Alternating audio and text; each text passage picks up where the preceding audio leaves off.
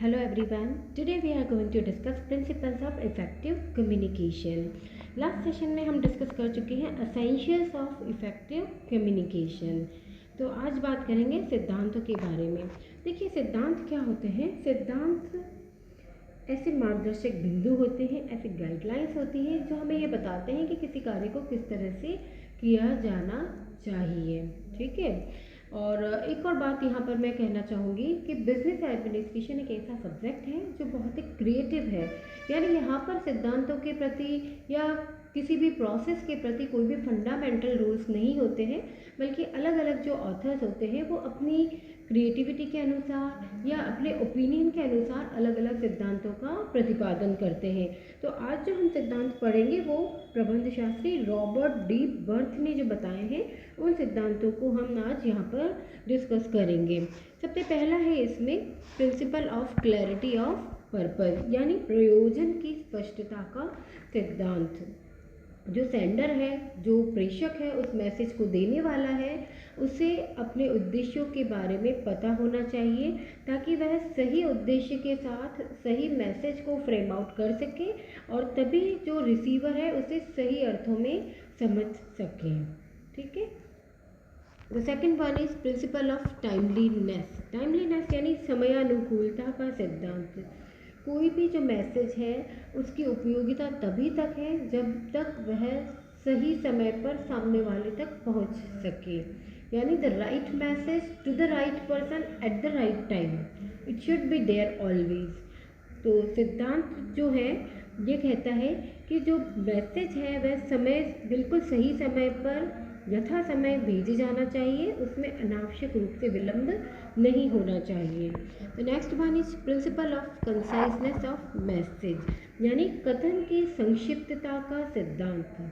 यह सिद्धांत इस बात को बताता है कि एक प्रभावी संदेश हमेशा संक्षिप्त और जीवंत यानी लाइवली होना चाहिए और कार्य तथा उद्देश्य के लिए प्रेषक स्वयं दृष्टिकोण रखने वाला होना चाहिए, तभी वह सामने वाले व्यक्ति तक सही रूप में पहुंच सकता है। The next one is principle of completeness of expression. देखिए जो ऊपर हमने जो बात करी है संक्षिप्तता की, तो इसका मतलब यह नहीं है कि उसके अंदर जो यथा आवश्यक फैक्ट्स हैं, तथ्य हैं, उन्हें छोड़ दिया जाए।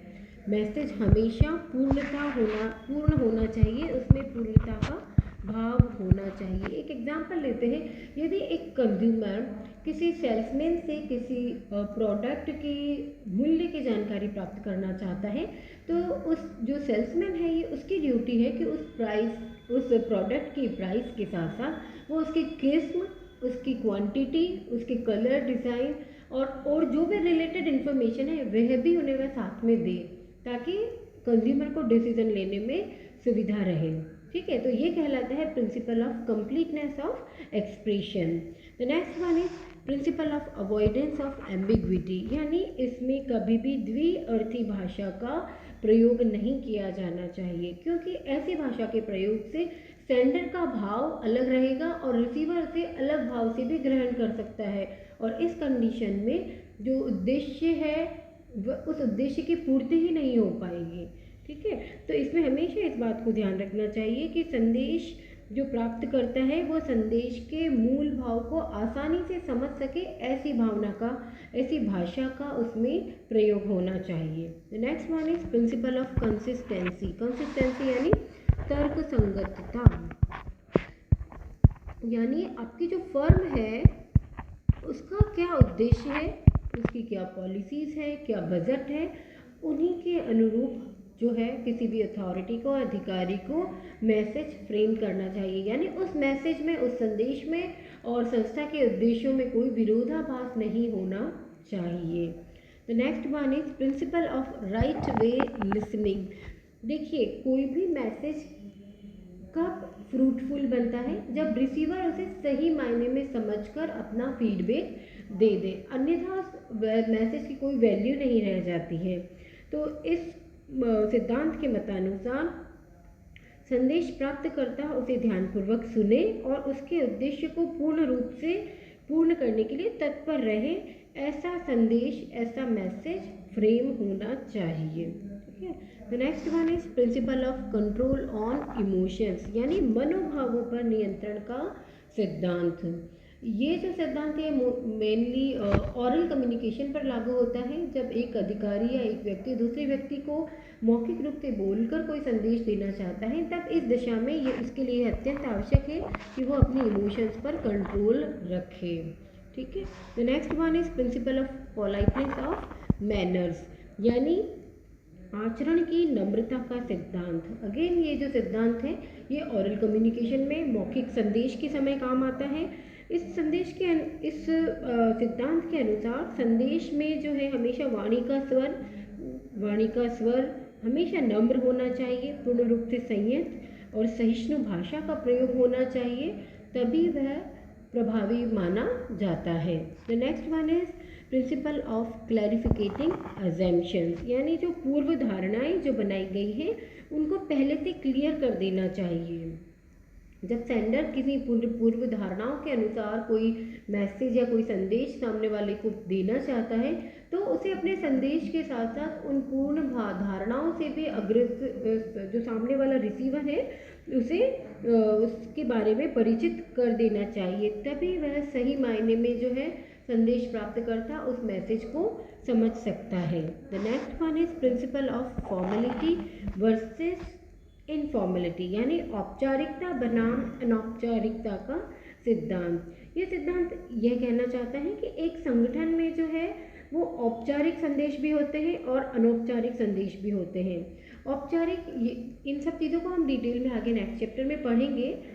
औपचारिक संदेश यानी जो कंपनी के जो ऑर्गेनाइजेशनल स्ट्रक्चर के जो लेवल्स बनाए गए हैं उनके बीच में जब कम्युनिकेशन होता है तब वह औपचारिक कम्युनिकेशन होता है, और जब जो एम्प्लॉई है, जो काम करने वाले कर्मचारी हैं, उनके आपस में जो रिलेशनशिप बनता है और उसके अनुसार जब वो कम्युनिकेट करते हैं तो उसे हम इनफॉर्मल यानी अनौपचारिक संदेश कहते हैं। The next one is principle of proper use of body language. Proper use of body language यानी जो शारीरिक भाषा है उसके प्रयोग का सिद्धांत, और जैसा कि इसके नाम से स्पष्ट है तो यह भी जो है ऑरल कम्युनिकेशन में ही यूज़ होता है, और इसके अनुसार जो सेंडर है उसे अपने आचरण को नम्र और विश्वास परख रखना चाहिए। अपनी आँखों की भाषा, अपनी जो जेस्चर्स हैं, जो उसके हाव भाव हैं, वो अट्रैक्टिव होने चाहिए और बहुत ही पॉजिटिव होने चाहिए, तभी वो सामने वाले को जो रिसीवर है उसके ऊपर एक पॉजिटिव इम्पैक्ट डाल सके। लेकिन इस बात का हमेशा ध्यान रखा जाना चाहिए कि बिजनेस कम्युनिकेशन एक फॉर्मल सेटिंग में होता है, तो जो आपका बॉडी लैंग्वेज है वो उन नियमों का पालन करते हुए होना चाहिए। The next one is principle of receiver status. जो संदेश लेने वाला रिसीवर है उसकी स्थिति का सिद्धांत, यानी जो रिसीवर की पद स्थिति कैसी है, उसका ज्ञान, उसकी योग्यता, उसकी आयु, इन चीज़ों को ध्यान में रखकर ही सेंडर को अपना मैसेज फ्रेम करना चाहिए, ताकि परस्पर समझ के आधार पर जो है आपका मैसेज उसका बहुत ही जल्दी से उसका फीडबैक प्राप्त हो सके। साथ ही जो रिसीवर की जो सोशल स्टेटस है, उसकी जो कल्चरल स्टेटस है, इसका भी ध्यान में रखना चाहिए। The next one is principle of number of intermediaries, यानी मध्यस्थों की संख्या का सिद्धांत। देखिए, जो प्रबंध शास्त्री रॉबर्ट डी बर्थ ने जो बताया है वो ये कहना चाहते हैं कि जो सेंडर है उसके द्वारा रिसीवर तक जो इन्फॉर्मेशन पहुंचाई जानी है उनके बीच में जो लेवल्स हैं, स्तर हैं, वो कम से कम होना चाहिए। जितने कम मध्यस्थ होंगे उतना ही फास्ट और सही डायरेक्शन में मैसेज पहुंचेगा। The next one is principle of interest and acceptance, यानी अभिरुचि एवं स्वीकृति का सिद्धांत। यानी जो संदेश है, जो मैसेज है, वो रिसीवर के मन और मस्तिष्क में उस संदेश के प्रति रुचि जागृत कर सके और उसे पॉजिटिवली एक्सेप्ट कर सके, ऐसा मैसेज फ्रेम होना चाहिए। तो इस कंडीशन में जो संदेश है, जो मैसेज है, वो जो एम्प्लॉइज़ हैं उनको अट्रैक्ट करें, उनका फीडबैक ले सके, ऐसा ही संदेश, ऐसा ही मैसेज बनाया जाना चाहिए। The the next one is principle of elimination of noise, यानी जो शोर होता है, जो भी बैरियर्स होते हैं, डिस्टर्बिंग फैक्टर्स होते हैं, उन्हें पूर्ण रूप से हटा देना चाहिए। जैसे कि अगर हम इसमें हम फिज़िकल जो भी रिसोर्सेज यूज़ में लेते हैं, चाहे कोई लाउड स्पीकर हो, टेलीफोन लाइन्स हो, या जिस भी तरीके से कम्युनिकेशन किया जाता है, तो उनके बीच में किसी तरह का बैरियर, कोई भी शोर, कोई भी नॉइज़ नहीं होनी चाहिए, ठीक है। नहीं तो वो जो मैसेज की इफेक्टिवनेस है उसको कम कर देता है। जैसे हमने पहले कई बार देखा होगा, जब हम जो बेसिक टेलीफोन्स यूज़ किया करते थे, उसमें हमें एक साइड कभी कभी गड़ गड़ की आवाज़ आती थी और अल्टीमेटली फ़ोन को पटक दिया जाता था, क्योंकि उससे सामने वाले का मैसेज न तो हमें सुनाई देता है, न हमारा मैसेज सामने वाले तक सुनाई देता है। The next one is principle of flexibility and adaptability, यानी लोचता, फ्लेक्सिबल होना चाहिए, अडेप्टेबल यानी अनुकूल होना चाहिए। कोई भी मैसेज जब भी इफेक्टिव माना जाता है जब वो जो चेंजिंग कंडीशंस है, अब वो कंडीशंस हो सकता है चेंज हो, या टेक्नोलॉजी चेंज हो, या जो ऑर्गेनाइजेशनल स्ट्रक्चर है वो चेंज हो, तो इन सब चीज़ों के अनुसार वो फ्लेक्सिबल होना चाहिए। इवन कई लंबे समय के बाद हम देखते हैं कि एम्प्लॉयज़ का जो भावनाएं हैं, उनकी जो आवश्यकता है वो भी बदलती रहती हैं। तो जो डायनेमिक कंडीशंस हैं उनके अकॉर्डिंग जो कम्युनिकेशन है उसे भी चेंज करते रहना चाहिए। And the last one is principle of use of feedback, यानी प्रतिक्रिया के उपयोग का सिद्धांत। जो सेंडर है उसका उद्देश्य केवल मैसेज को प्रेषित करना ही नहीं होता है, बल्कि वो ये चाहता है कि जो रिसीवर है उसके फीडबैक, उनका जो प्रतिक्रिया है वह भी सेंडर तक पहुंच जानी चाहिए। और इसके लिए इवन रिटर्न या ऑरल किसी भी तरह से फीडबैक मंगवाया भी जा सकता है, ठीक है। तो यहाँ पर हमने पढ़ा जो ये कुल 18 सिद्धांत जो हमने देखे वो प्रिंसिपल्स ऑफ इफेक्टिव कम्युनिकेशन कहलाता है। नेक्स्ट जो आज हम टॉपिक डिस्कस करेंगे वो है इम्पोर्टेंस ऑफ कम्युनिकेशन, ठीक है, यानी जो कम्युनिकेशन है उसका क्या महत्व है। सबसे पहला असेंशियल फॉर मैनेजमेंट, जो प्रबंध है उसके लिए बहुत ही आवश्यक है कम्युनिकेशन होना। बिना कम्युनिकेशन के एक डिपार्टमेंट से दूसरे डिपार्टमेंट तक, एक एम्प्लॉई से दूसरे एम्प्लॉई तक सूचनाएं नहीं भेजी जा सकती हैं। और इस कंडीशन में न तो प्रॉपर प्लानिंग हो पाता है, न डायरेक्शन, न ऑर्गेनाइजिंग, न कोऑर्डिनेशन, कुछ भी नहीं किया जा सकता है। The next one is basis of planning, जितनी भी योजनाएं बनाई जाती हैं उन योजनाओं के लिए फैक्ट्स एंड फिगर्स का होना बहुत आवश्यक है।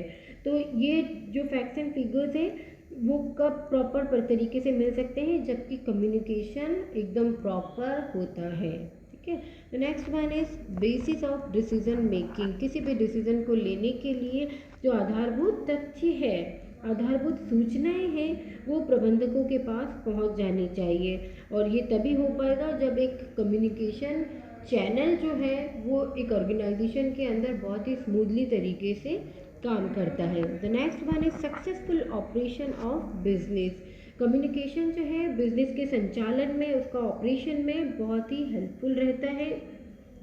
चाहे ऑर्गेनाइजेशन बड़ा हो, चाहे छोटा हो, चाहे पब्लिक सेक्टर हो, चाहे प्राइवेट सेक्टर हो, कम्युनिकेशन की बेसिक ऑपरेशंस के लिए बिजनेस की बेसिक ऑपरेशंस के लिए कम्युनिकेशन होना बहुत आवश्यक है। The next one is quick decision and it's implementation, यानी शीघ्रता से शीघ्रता, पूर्ण तरीके से डिसीजंस को लेना और उन्हें उनका क्रियान्वयन करना, इन सब कामों के लिए भी कम्युनिकेशन एक इम्पॉर्टेंट रोल प्ले करता है। जैसे कि बहुत सारी सूचनाएं, सुझाव, शिकायतें, ये बहुत सारी जो सूचनाएं होती हैं जो संगठन के उच्च स्तर को आवश्यक होती है या और किसी लेवल पर आवश्यक होती है, तो उनका प्रॉपर तरीके से पहुंच जाना बहुत आवश्यक होता है। The next one is increase in employees moral, यानी कर्मचारियों के मनोबल में वृद्धि। देखिए जो इफेक्टिव कम्युनिकेशन सिस्टम होता है वो प्रत्येक कर्मचारी के उद्देश्य, उसके क्षेत्र, उसके कार्य करने की सर्वोत्तम विधि आदि की स्पष्ट व्याख्या करता है, ठीक है, यानी कि प्रत्येक कर्मचारी को पता है कि उसे कौन सा काम क्या करना है, कब करना है, कैसे करना है, वह किसके प्रति उत्तरदायी है, उसके क्या क्या अधिकार हैं। तो इन सब चीज़ों के बारे में जब उसे पहले से पता रहता है तो वह अपने लक्ष्यों की प्राप्ति के लिए खुद ही मोटिवेट रहता है। ठीक है, तो इस चीज़ के लिए communication is very helpful. Next one is promotion of industrial peace. देखिए, जो एम्प्लॉयज़ हैं और एम्प्लॉयर्स हैं, इन दोनों के बीच में एक गुड रिलेशनशिप होना उस बिज़नेस के सक्सेस के लिए बहुत आवश्यक है। और जो कम्युनिकेशन होता है वो इस चीज़ में बहुत हेल्प करता है। देखिए, कई बार हमने देखा है मिसकम्युनिकेशन या गलतफहमी के शिकार होने की वजह से एम्प्लॉयज़ और एम्प्लॉयर के बीच में बहुत सारे मतभेद उत्पन्न हो जाते हैं। तो उन चीज़ों को स्टॉप किया जा सकता है। The next one is basis of leadership. जो कंपनी का लीडर है उसे सारे डिसीजंस लेने के लिए कम्युनिकेशन की बहुत ज़्यादा आवश्यकता पड़ती है। The next one is maximum production at minimum cost. जब सारी सूचनाएं सभी विभागों के पास सही समय पर होती हैं तो जो प्रोडक्शन है वो ज़्यादा से ज़्यादा किया जा सकता है at the minimum cost. And the last one is encourage democratic feeling. जब एक किसी भी ऑर्गेनाइजेशन में जो डिसीजन है वो उच्च अधिकारियों के द्वारा लिए जाते हैं, लेकिन जब उनकी सूचना सभी लोगों तक बड़े आराम से पहुंचती है, इवन उनके सजेशंस भी लिए जाते हैं, तो उन्हें एक फील आता है कि हमारी जो ऑर्गेनाइजेशन है उसमें हमारी वैल्यू है, यानी एक जनतांत्रात्मक भावना उनके हृदय में पैदा होती है। तो ये हमने पढ़ा इम्पोर्टेंस ऑफ कम्युनिकेशन। ठीक है, थैंक यू।